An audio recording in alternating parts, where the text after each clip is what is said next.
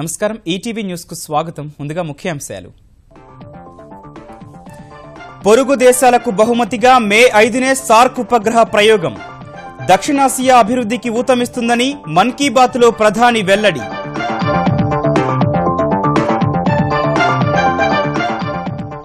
రేపటి నుంచే అమల్లోకి స్థిరాస్తి నియంత్రణ చట్టం. ఇకపై కొనుగోలుదారుడే రాజని కేంద్ర మంత్రి వెంకయ్య అభివర్ణన. రాష్ట్రాల సహకారానికి విజ్ఞప్తి. భూసేకరణ చట్ట సవరణ బిల్లుకు తెలంగాణ ఉభయ సభల ఆమోదం.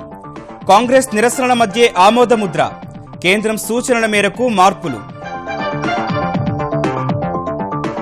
తెరాస సర్కారు తీరు అప్రజాస్వామికమన్న విపక్షాలు.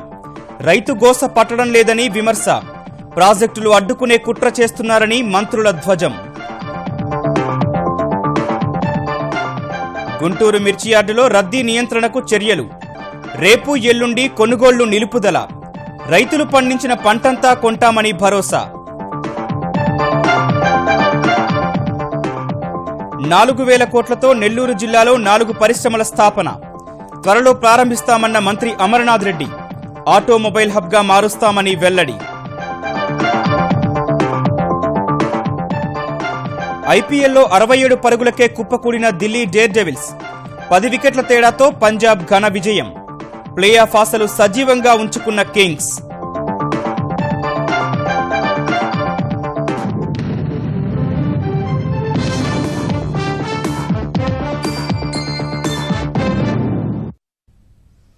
దేశంలోని 125 కోట్ల మంది భారతీయులంతా సమానమనే భావన కల్పించేందుకే వీఐపీల కార్లపై ఎర్రబుగ్గల్ని తొలగించాలని నిర్ణయించినట్లు ప్రధాని నరేంద్ర మోదీ స్పష్టం చేశారు.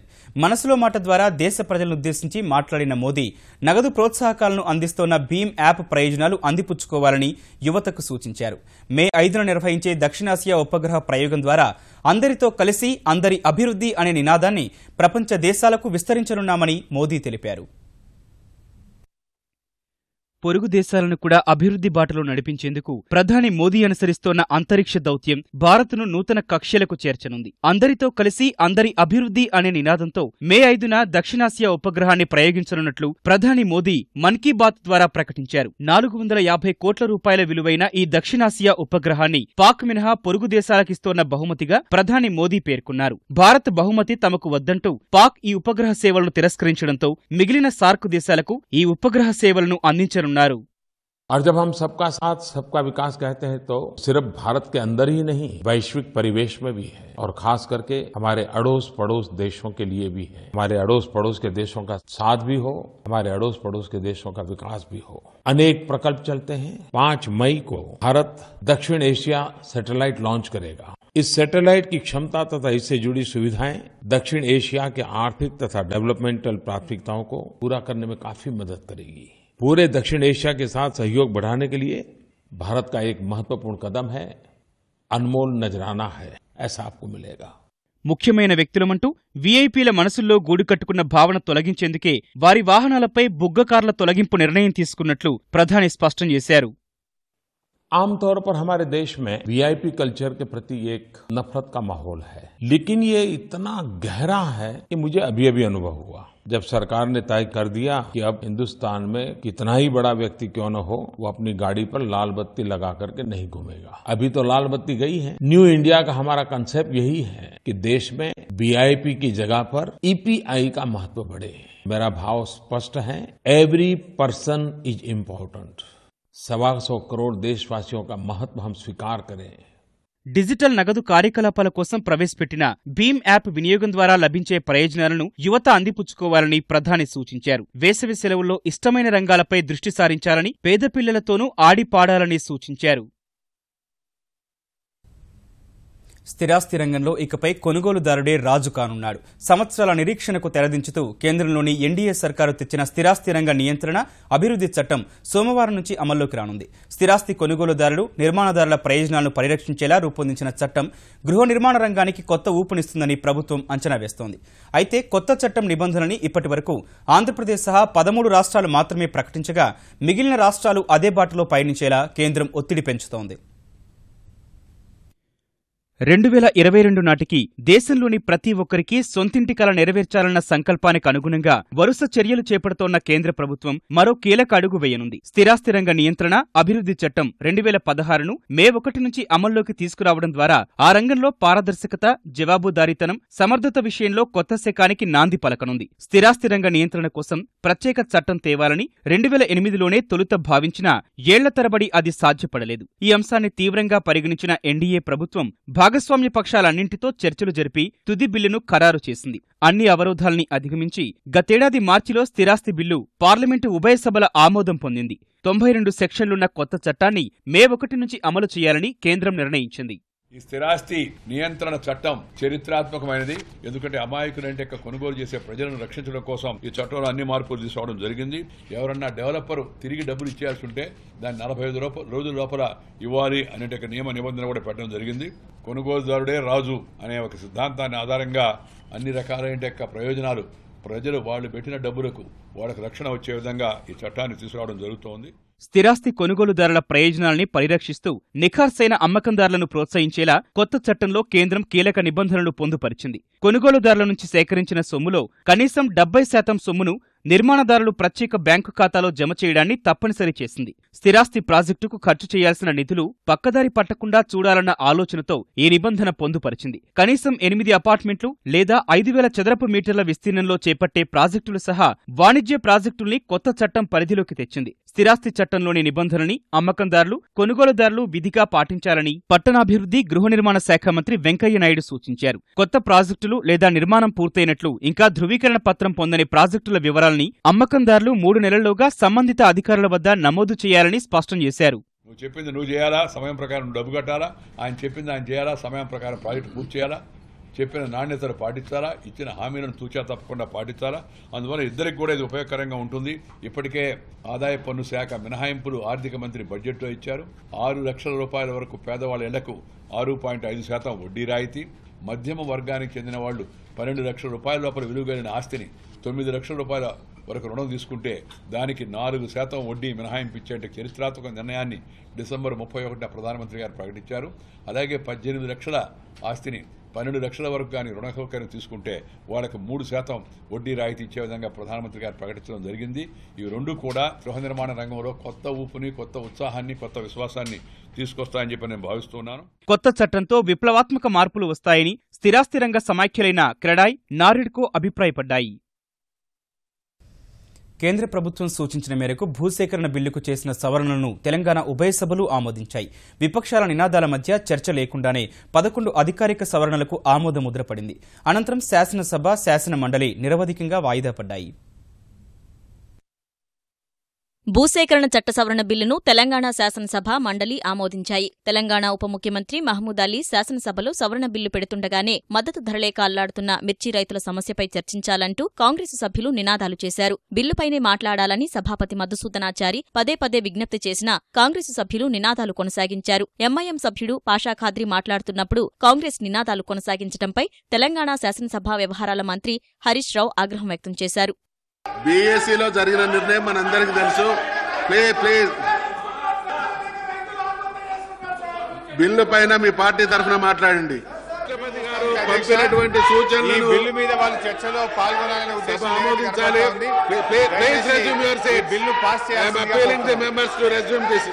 కాంగ్రెసు సభ్యుల ఆందోళన మధ్య భూసేకరణ బిల్లులో 11 అధికారిక సవరణలకు అసెంబ్లీ ఆమోదం లభించింది. 11 అధికారిక సవరణల్లో 5 అత్యంత కీలకమైనవి ఉన్నాయి. తెలంగాణ ప్రభుత్వం గెజిట్ ప్రచురించిన తేదీ నుంచి చట్టం అమల్లోకి వస్తుందని గతంలో ఉన్న క్లాజును కేంద్రం సూచన మేరకు తొలగించారు. ఫలితంగా 2014 జనవరి 1 నుంచే బిల్లు అమల్లోకి వస్తుంది. గత కాలానికి చట్టాన్ని అమలు చేస్తున్నప్పుడు ఎవరి వ్యక్తిగత ప్రయోజనాలకు విఘాతం కలగకుండా చట్టం అమలు కావాలన్న కేంద్రం సూచన మేరకు ఆ పదాలను అదనంగా చేర్చారు. భూమి కొనుగోలు, సేకరణ సమయంలో మార్కెట్ ధరను సవరించాలని కేంద్ర చట్టంలో ఉంది. గతంలో తెలంగాణ ప్రభుత్వం సవరణకు బదులు నిశ్చయించు అనే పదాన్ని చేర్చింది. కేంద్రం అభ్యంతరం మేరకు బిల్లులోని 6వ క్లాజు పూర్తిగా తొలగించారు. ఇక నుంచి భూసేకరణ లేదా కొనుగోలు కోసం కలెక్టర్లు నోటిఫికేషన్ ఇచ్చినప్పుడు భూమి ధరను తప్పనిసరిగా సవరించాల్సి ఉంటుంది. పరిహారానికి సంబంధించి 7, 8 క్లాజుల్లోనూ మార్పులు చేశారు. 2013 కేంద్ర భూసేకరణ చట్టంతో పోలిస్తే పెద్ద వ్యత్యాసం లేకుండానే పునరావాసం కోసం పరిహారం ఇవ్వాలని కేంద్రం సూచించింది. ఇందుకు అవసరమైన పదాలను తెలంగాణ సర్కారు తాజా బిల్లులో చేర్చింది. బిల్లులో 2 క్లాజులు తొలగించడం సహా మిగతా క్లాజుల క్రమసంఖ్య మార్పునకు సంబంధించి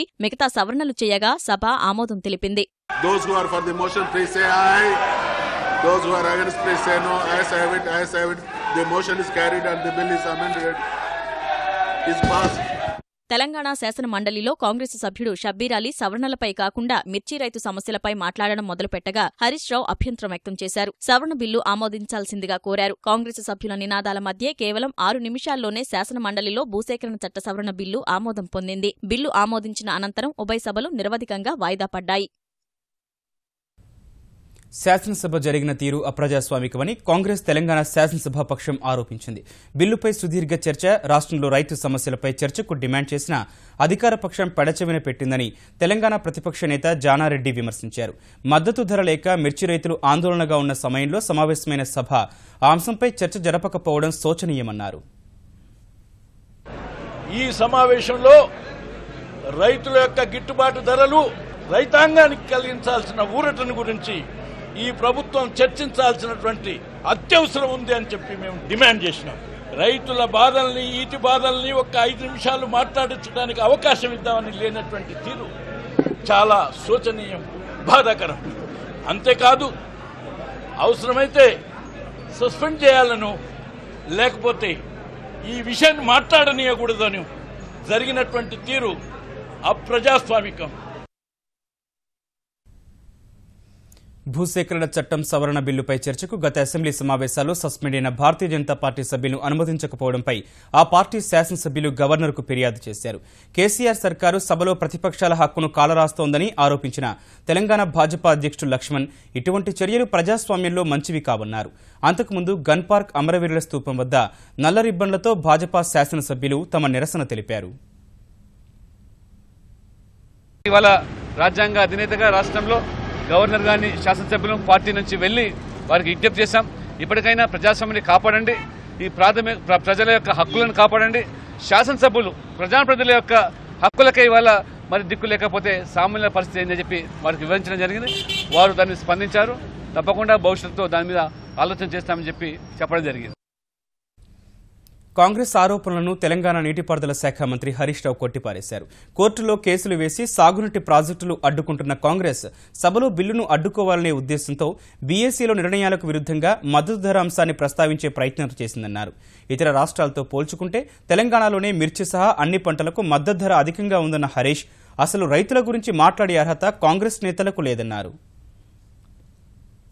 కాంగ్రెస్ పార్టీ రైతు లబ్ధి కంటే రాజకీయ లబ్ధికే ఎక్కువ ప్రయోజనం ఇస్తారు. ఈ బిల్లు ప్రాజెక్టులు పూర్తి కావాలి, రైతులకు మేలు జరగాలి అనేది ప్రభుత్వం యొక్క లక్ష్యం. కాంగ్రెస్ పార్టీకి రైతులకు మేలు జరగడం ఇష్టం లేదు కనుక ఏదో ఒక ముసుగులో ఈ బిల్లు పాస్ కాకుండా చూడాలనేటువంటి ప్రయత్నమే, తాపత్రయమే వారి లోపల కనబడ్డది తప్ప రైతుల మీద ప్రేమ ఉన్న వాళ్ళైతే ఇంకా మెరుగైన సూచనలు చేయాల్సి ఉండే. ఆంధ్రప్రదేశ్లో రైతులు పండించిన మిర్చి పంటను పూర్తిగా కొనితీరుతామని గుంటూరు మిర్చి యార్డు చైర్మన్ మన్నవ సుబ్బారావు స్పష్టం చేశారు. 1500 రూపాయల సాయం విధానం మధ్యలో ఆపేస్తారన్న ప్రచారంలో నిజం లేదని ఆయన తెలిపారు. సోమ, మంగళవారం సెలవుల నేపథ్యంలో రైతులెవరూ యార్డుకు మిర్చి తేవద్దని సుబ్బారావు విజ్ఞప్తి చేశారు. యార్డులో ఇప్పటికే 3 లక్షల పైగా టిక్కీలు నిల్వ ఉన్నాయి. బయట కూడా సుమారు 1 లక్ష టిక్కీలు నిల్వ ఉన్నాయి. యార్డులో ఇక ఏమాత్రం కూడా ఖాళీ లేదు. రైతు రాయితీ పథకం ఏదో మధ్యలో ఆపేస్తామనే రైతులు ఆందోళన ఉన్నట్లున్నారు. వాస్తవంగా వాళ్ళ దగ్గర ఉన్నటువంటి ప్రతి కేజీతో సహా కొనుగోలు చేయడం జరుగుతుంది. ఎవరికి కూడా ఏమాత్రం ఇబ్బంది జరగదు. రాజధాని నగరం లేని ఆంధ్రప్రదేశ్ తలసరి ఆదాయం పెరగాలంటే పరిశ్రమల స్థాపన తప్ప మరో మార్గం లేదని ఏపీ పరిశ్రమల శాఖ మంత్రి అమర్నాథ్ రెడ్డి తెలిపారు. ఇన్ఛార్జి మంత్రి హోదాలో నెల్లూరులో పర్యటించిన ఆయన జిల్లాలో 4000 కోట్ల పెట్టుబడులతో 4 పరిశ్రమలు స్థాపించనున్నట్లు తెలిపారు. నెల్లూరు, చిత్తూరు, అనంతపురం జిల్లాలను ఆటోమొబైల్ హబ్గా మార్చేందుకు చంద్రబాబు సర్కారు ప్రయత్నం చేస్తోందని ఆయన వివరించారు. మన దగ్గర ఉండేటువంటి ల్యాండ్, ఎందుకంటే ఈ ప్రాంతానికి అనువైనటువంటి పరిస్థితులు ఉన్నాయి. ఈరోజు చాలా పరిశ్రమలు వస్తూ ఉన్నాయి. ఈరోజు కియా మోటార్స్ ఈ రాష్ట్రానికి వచ్చిందంటే బ్రహ్మాండంగా కూడా ఈ రాష్ట్రం పైన నమ్మకం ఉంటేనే ఆ కార్యక్రమాలు వస్తూ ఉంది. అదేవిధంగా మితాని కూడా దగ్గరలో మొన్ననే కూడా వచ్చి ఇక్కడ చూసి వెళ్ళడం కూడా జరిగింది. మనకు ఉండేటువంటి ఇండస్ట్రియల్ ఎస్టేట్ లో ల్యాండ్ కూడా చూసి వెళ్ళడం జరిగింది. సూత్రప్రాయంగా కూడా వాళ్ళు అంగీకరించి మేము చేస్తామని కూడా చెప్పడం జరుగుతాం. కర్నూలు జిల్లా నంద్యాల ఉప ఎన్నికలో పోటీ చేసే తెలుగుదేశం అభ్యర్థిపై సందిగ్ధత కొనసాగుతోంది. ముఖ్యమంత్రి అమెరికా పర్యటన తర్వాతే అభ్యర్థిని ఖరారు చేసే అవకాశం ఉన్నట్లు తెలుస్తోంది. నంద్యాల సీటు విషయంలో అటు అఖిలప్రియ ఇటు శిల్పా వర్గాలు ముఖ్యమంత్రితో మంతనాలు జరుపుతుండగా ఇవాళ చంద్రబాబును కలిసిన శిల్పా మోహన్ రెడ్డి మరోసారి తన వాదన వినిపించారు. తీవ్ర వర్షాభావంతో అనంతపురం జిల్లాలో ఎండుతున్న చిని, మామిడి, నిమ్మ వంటి పంటలు కాపాడేందుకు చంద్రబాబు సర్కారు 34 కోట్లు మంజూరు చేసినట్లు ఆంధ్రప్రదేశ్ వ్యవసాయ మంత్రి సోమిరెడ్డి చంద్రమోహన్ రెడ్డి తెలిపారు. ఖరీఫ్ సాగుకు కార్యాచరణ సిద్దం చేశామని చెప్పిన మంత్రి వేరుశనగ విత్తనాల రాయితీని ఎకరాకు 4 బస్తాలు పెంచుతున్నట్లు అనంతపురంలో వెల్లడించారు. కేంద్రం నుంచి రావాల్సిన పెట్టుబడి రాయితీ సహా బీమా డబ్బు త్వరితగతిన వచ్చేందుకు ప్రయత్నిస్తున్నామని వివరించారు. అనంతపురం జిల్లా రైతులు ట్యాంకర్లు పెట్టుకుని వాటర్ ట్రాన్స్పోర్ట్ చేసుకున్న చెట్లను కాపాడుకుంటే 80% అయ్యే ఖర్చులో ప్రభుత్వం నుంచి ఇచ్చేందుకు 20% రైతులు పెట్టుకునేదానికి నిర్ణయం తీసుకున్నాం. ఆర్డర్స్ కూడా నిన్న ఇష్యూ అయినాయి. రేపు ప్రొసీడింగ్స్ వస్తాయి. మేము వాళ్ళకి ఫీల్డ్ లెవెల్లో రైతుల్ని ట్రాన్స్పోర్ట్ చేసుకోండి అని చెప్పేసి ఉత్తర్వులు కూడా ఇచ్చాం. ఆంధ్రప్రదేశ్లో మరో 800 మంది పోలీసు సిబ్బంది నియామకానికి ముఖ్యమంత్రి చంద్రబాబు 2 రోజుల క్రితం పచ్చజెండా ఊపినట్లు ఏపీ డీజీపీ ఎన్ సాంబశివరావు తెలిపారు. ఆంధ్రప్రదేశ్ హోంమంత్రి చినరాజప్పతో కలిసి అమలాపురం పరిధిలో మోడల్ పోలీస్ స్థానాల నిర్మాణ ఏర్పాట్లు పరిశీలించిన ఆయన రాష్ట్ర వ్యాప్తంగా ఈ ఏడాది చివరికి 50కి పైగా అధునాతన పోలీస్ స్థానాలు నిర్మిస్తామని చెప్పారు. పోలీస్ వాహనాల ఆధునికీకరణకు ముఖ్యమంత్రి 25 కోట్లు మంజూరు చేసినట్లు చెప్పారు. ఒక 800 పోస్టులు ఎక్కువ శాంక్షన్ చేయడానికి ముఖ్యమంత్రి గారు ఒప్పుకున్నారు. అంటే ఇప్పటి వరకు 6,000 వరకు శాంక్షన్ ఇచ్చారు. రిక్రూట్మెంట్ కూడా అయిపోయింది. చాలదు సార్, ఇంకొక 800 కావాలి. విశాఖపట్నం రూరల్కి, ఈస్ట్ గోదావరికి, వెస్ట్ గోదావరికి, సిటీకి అంటే 800 కానిస్టేబుల్స్ పెంచారు ముఖ్యమంత్రి గారు. అందులో ముఖ్యంగా ఈస్ట్ గోదావరికి 200 వస్తాయి. ఆ 200 నుంచి మనం కొంత అడ్జస్ట్ చేసి ఈ మ్యాన్ పవర్ని మనం ఫిల్ చేసుకోవడానికి అవకాశం.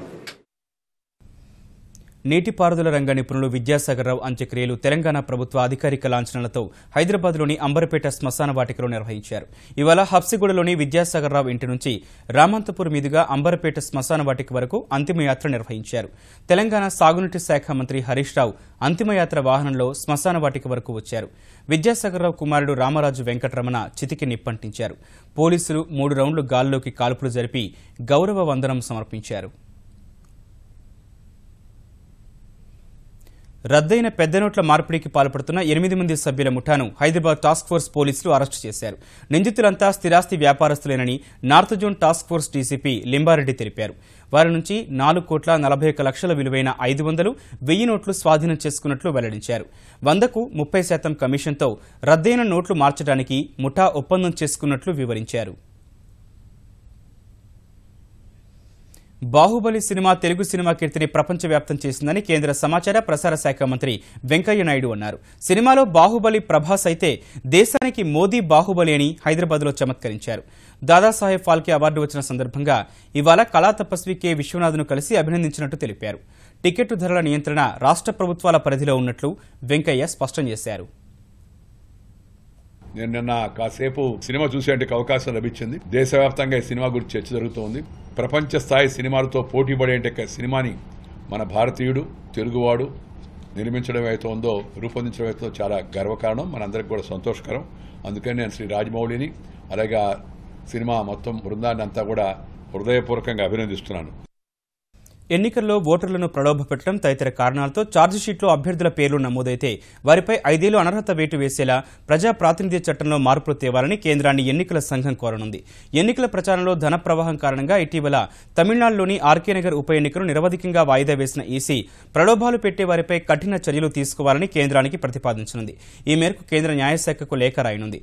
నేరుగా డబ్బులు పంచకుండా పాల కూపన్లు, మొబైల్ రీఛార్జ్ కూపన్లు, ఖాతాలకు మొబైల్ వ్యాలెట్కు నగదు బదిలీ వంటి వినూత్న విధానాలతో ఓటర్లను ప్రలోభపెట్టేందుకు పార్టీలు ప్రయత్నిస్తున్నాయని ఈసీకి అనేక ఫిర్యాదులు వెల్లువెత్తాయి. ఈ నేపథ్యంలో ప్రలోభ పెట్టే వారిపై వేటు వేయాలని కేంద్రాన్ని కోరేందుకు ఎన్నికల సంఘం సిద్దమైంది.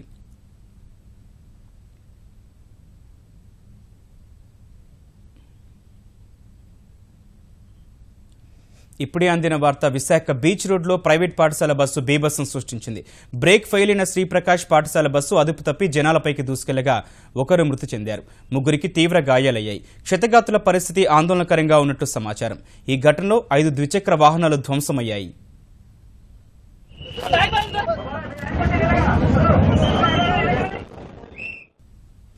మధ్యప్రదేశ్లో జరిగిన సామూహిక వివాహ వేడుకలకు హాజరైన ఆ రాష్ట్ర మంత్రి ఒకరు వధువులకు అసాధారణ కానుకిచ్చి అందరినీ ఆశ్చర్యపరిచారు.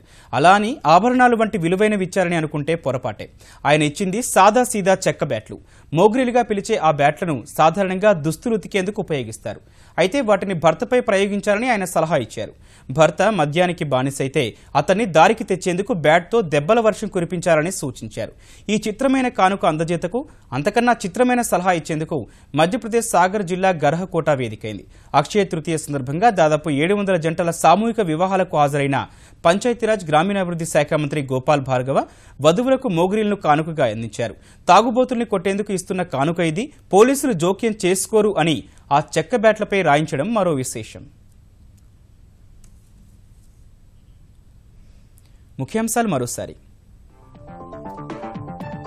పొరుగు దేశాలకు బహుమతిగా మే 5నే సార్క్ ఉపగ్రహ ప్రయోగం. దక్షిణాసియా అభివృద్ధికి ఊతమిస్తుందని మన్ కీ బాత్లో ప్రధాని వెల్లడి.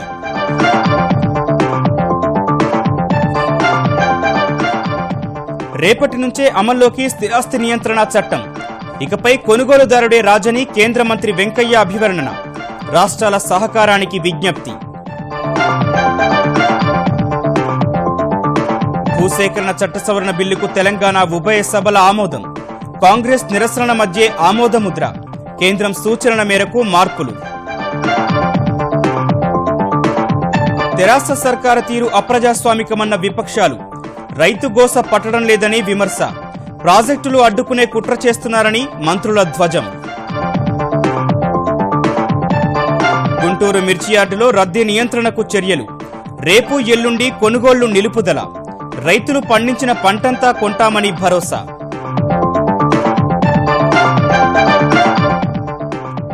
4,000 కోట్లతో నెల్లూరు జిల్లాలో 4 పరిశ్రమల స్థాపన. త్వరలో ప్రారంభిస్తామన్న మంత్రి అమర్నాథ్ రెడ్డి. ఆటోమొబైల్ హబ్గా మారుస్తామని వెల్లడి.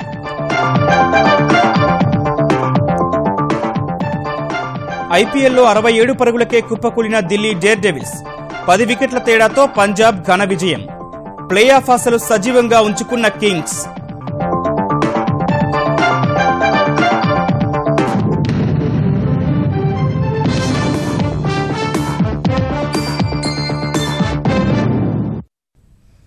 ఈటీవీ న్యూస్ సమాప్తం. నమస్కారం.